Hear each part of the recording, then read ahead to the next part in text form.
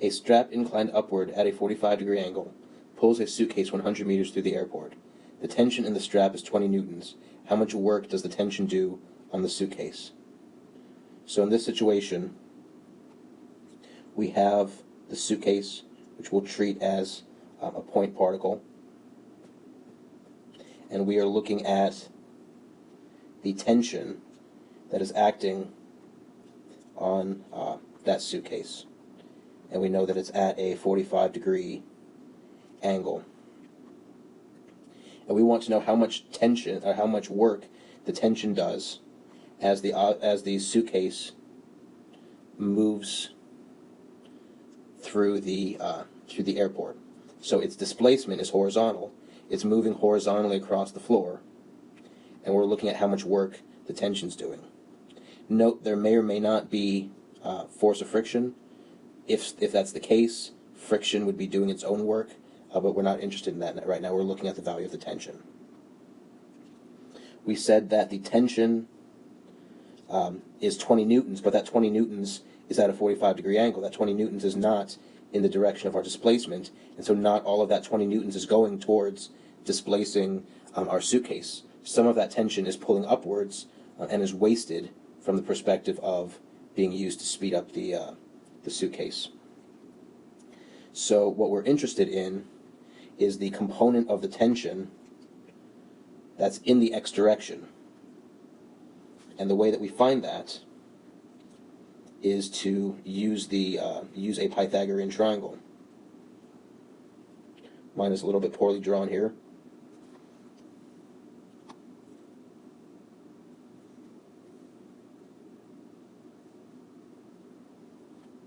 But we're interested in the x component,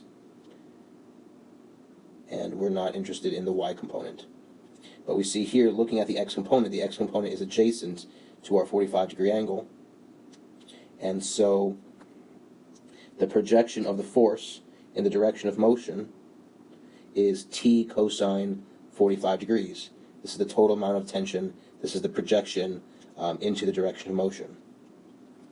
Now we said that the work done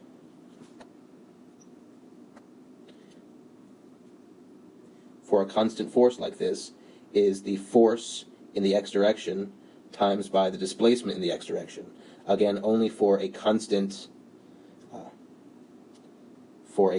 force. We're looking at the component in the x direction, which is what we have here.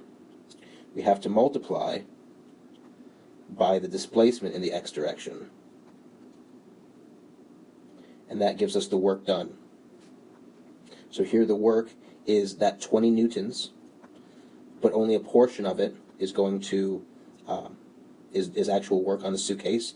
The cosine 45 shows us what fraction of that is acting as work, and this is done over 100 meters through the airport. And so if we multiply all of those together,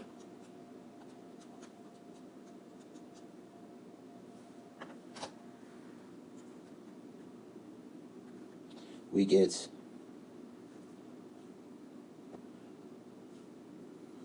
1,414.21 joules, capital J for joules. And here we only have a few sig figs. We'll go with 2, and we'll say that in fact the work done is 1,400 joules of work that goes into pulling the suitcase across the airport. To see what actually happens, we need more information.